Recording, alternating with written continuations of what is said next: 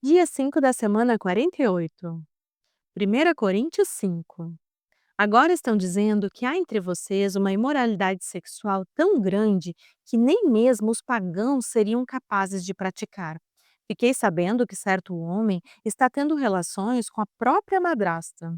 Como é que vocês podem estar tão orgulhosos? Pelo contrário, vocês deveriam ficar muito tristes e expulsar do meio de vocês quem está fazendo uma coisa dessas.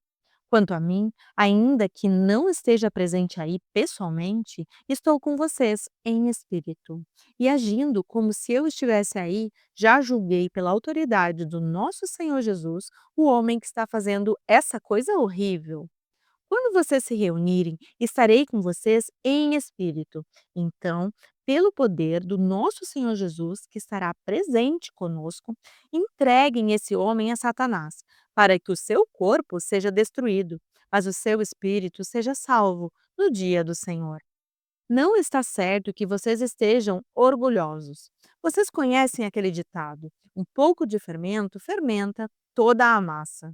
Joguem fora o velho fermento do pecado, para ficarem completamente puros.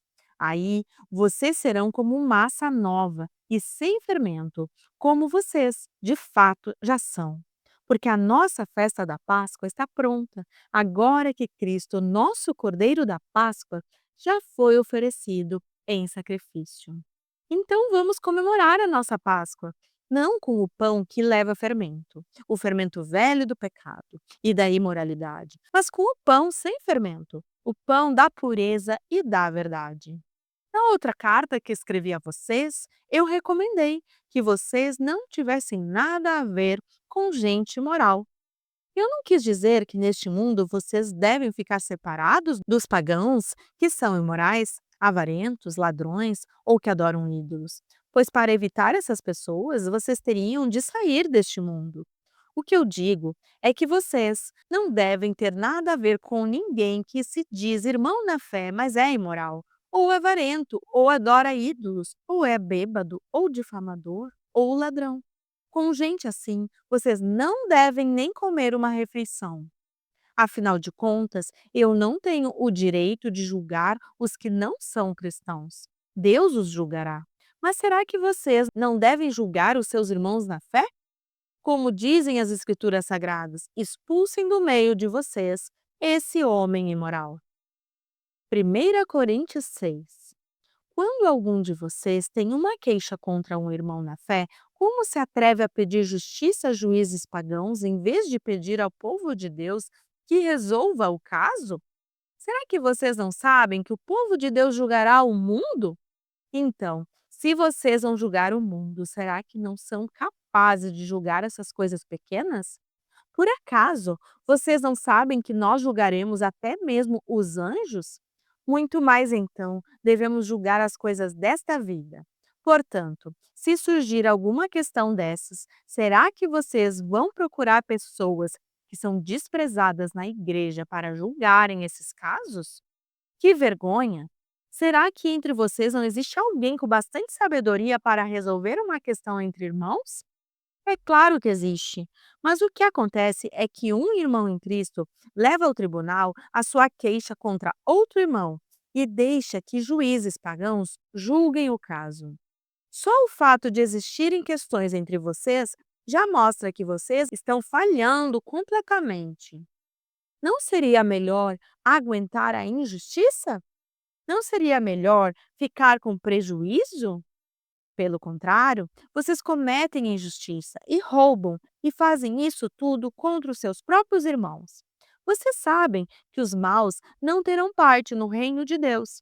Não se enganem, pois os imorais, os que adoram ídolos, os adúlteros, os homossexuais, os ladrões, os avarentos, os bêbados, os caluniadores e os assaltantes não terão parte no reino de Deus. Alguns de vocês eram assim, mas foram lavados do pecado separados para pertencer a Deus e aceitos por Ele por meio do Senhor Jesus Cristo e pelo Espírito do nosso Deus. Alguém vai dizer: eu posso fazer tudo o que quero. Pode, sim, mas nem tudo é bom para você. Eu poderia dizer: posso fazer qualquer coisa, mas não vou deixar que nada me escravize. Outro vai dizer: o alimento existe para o estômago e o estômago existe para o alimento. Sim, mas Deus acabará com os dois. O nosso corpo não existe para praticar a imoralidade, mas para servir o Senhor, e o Senhor cuida do nosso corpo. Pelo seu poder, Deus ressuscitou o Senhor e também nos ressuscitará a nós. Será que vocês não sabem que o corpo de vocês faz parte do corpo de Cristo? Será que eu vou pegar uma parte do corpo de Cristo e fazer com que ela seja parte do corpo de uma prostituta? É claro que não. Ou será que vocês não sabem que o homem que se une com uma prostituta se torna uma só pessoa com ela? As Escrituras Sagradas afirmam: os dois se tornam uma só pessoa. Porém, quem se une com o Senhor se torna espiritualmente uma só pessoa com Ele. Fujam da imoralidade sexual. Qualquer outro pecado que alguém comete não afeta o corpo, mas a pessoa que comete imoralidade sexual peca contra o seu próprio corpo. Será que vocês não sabem que o corpo de vocês é o templo do Espírito Santo, que vive em vocês e lhes foi dado por Deus? Vocês não pertencem a vocês mesmos, mas a Deus, pois Ele os comprou e pagou o preço. Portanto, usem o seu corpo para a glória dele. 1 Coríntios 7. Agora vou tratar dos assuntos a respeito dos quais vocês me escreveram. Vocês dizem que o homem faz bem em não casar. Mas eu digo, já que existe tanta imoralidade sexual, cada homem deve ter a sua própria esposa e cada mulher o seu próprio marido. O homem deve cumprir o seu dever como marido e a mulher também deve cumprir o seu dever como esposa.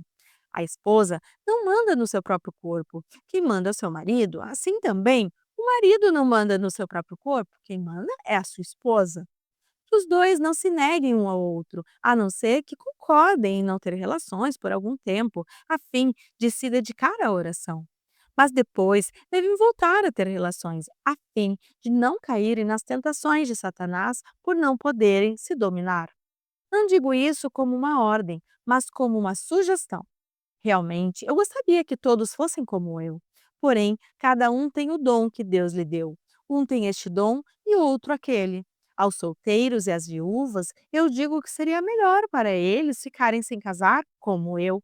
Mas se vocês não podem dominar o desejo sexual, então casem, pois é melhor casar do que ficar queimando de desejo. Para os que já estão casados, tem um mandamento que não é meu, mas do Senhor, que a mulher não se separe do seu marido. Porém, se ela se separar, que não case de novo, ou então que faça as pazes com o marido, e que o homem não se divorcie da sua esposa. Aos outros digo eu mesmo, e não o Senhor. Se um homem cristão é casado com uma mulher que não é cristã, e ela concorda em continuar vivendo com ele, que ele não se divorcie dela.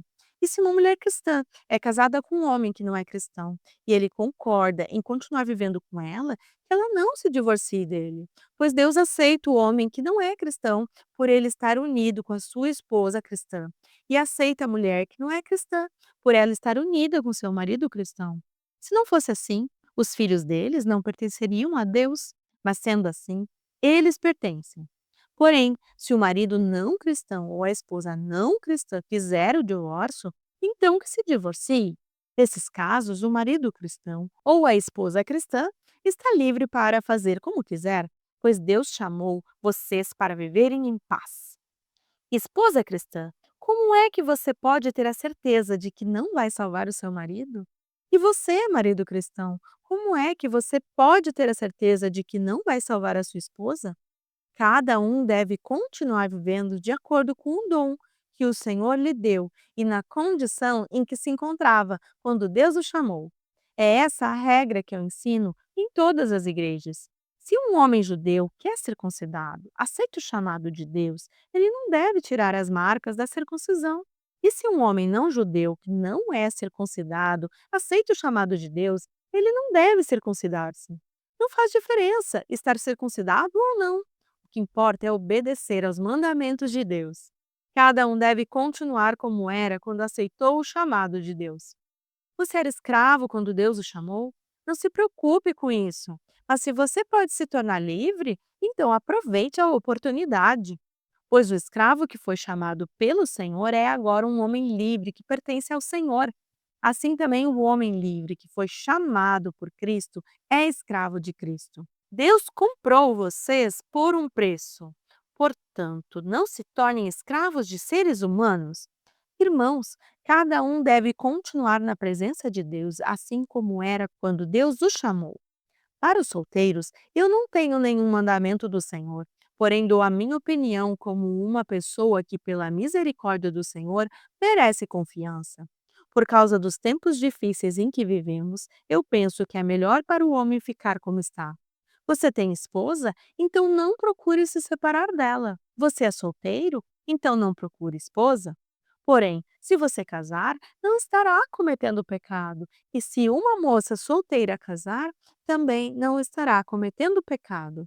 Mas eu gostaria de poupar vocês dois os problemas de cada dia que terão na vida de casados.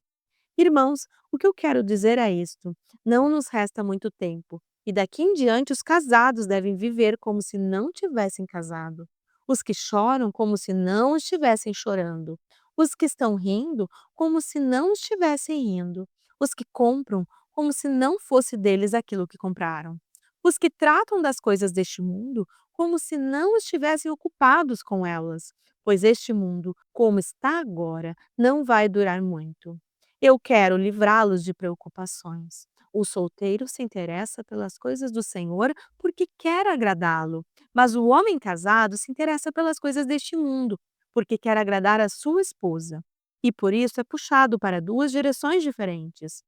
Quanto às mulheres, tanto as viúvas quanto as solteiras, elas estão interessadas nas coisas do Senhor, porque querem se dedicar de corpo e alma a Ele. Mas a mulher casada se interessa pelas coisas deste mundo, porque quer agradar o marido. Eu estou dizendo isso porque quero ajudá-los. Não estou querendo obrigar ninguém a nada. Pelo contrário, quero que façam o que é direito e certo e que se entreguem ao serviço do Senhor com toda a dedicação. Aos que ficaram noivos, mas resolveram não casar mais, eu digo o seguinte: se o rapaz sente que assim não está agindo certo com a sua noiva e acha que a sua paixão por ela ainda é muito forte e que devem casar, então que casem. Não existe pecado nisso. Mas se, pelo contrário, o rapaz não se sente na obrigação de casar, se está mesmo resolvido a ficar solteiro e se é capaz de dominar a sua vontade e já resolveu o que deve fazer, então faz bem em não casar com a moça. Assim, quem casa faz bem, mas quem não casa faz melhor ainda. A mulher não está livre enquanto seu marido estiver vivo. Caso o marido morra, ela fica livre para casar com quem quiser, contanto que case com um cristão.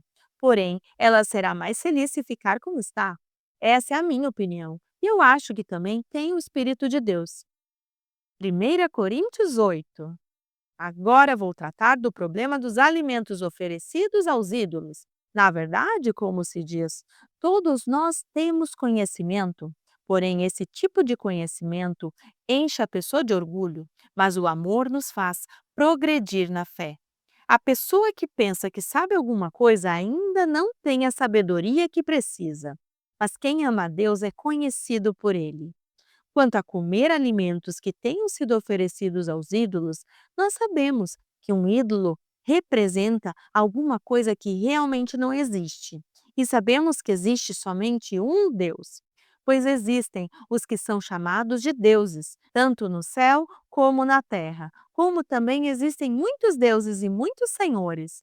Porém, para nós, existe somente um Deus, o Pai e Criador de todas as coisas para quem nós vivemos. E existe somente um Senhor, que é Jesus Cristo, por meio de quem todas as coisas foram criadas e por meio de quem nós existimos. Mas nem todos conhecem essa verdade. Existem pessoas tão acostumadas com os ídolos que até agora comem desses alimentos, pensando que eles pertencem aos ídolos. A consciência dessas pessoas é fraca e por isso elas se sentem impuras quando comem desses alimentos. Não é esta ou aquela comida que vai fazer com que Deus nos aceite. Nós não perderemos nada se não comermos e não ganharemos nada se comermos desse alimento. Mas tenham cuidado para que essa liberdade de vocês não faça com que os fracos na fé caiam em pecado. Porque se uma pessoa que tem consciência fraca neste assunto vir você, que tem conhecimento, comendo alimentos no templo de um ídolo, será que essa pessoa não vai querer também comer alimentos oferecidos aos ídolos? Assim, este cristão fraco, este seu irmão por quem Cristo morreu, vai se perder por causa do conhecimento que você tem? Desse modo, pecando contra o seu irmão e ferindo a consciência dele, você estará pecando contra Cristo. Portanto, se o alimento faz com que o meu irmão peque, nunca mais vou comer carne, a fim de que eu não seja a causa do pecado dele.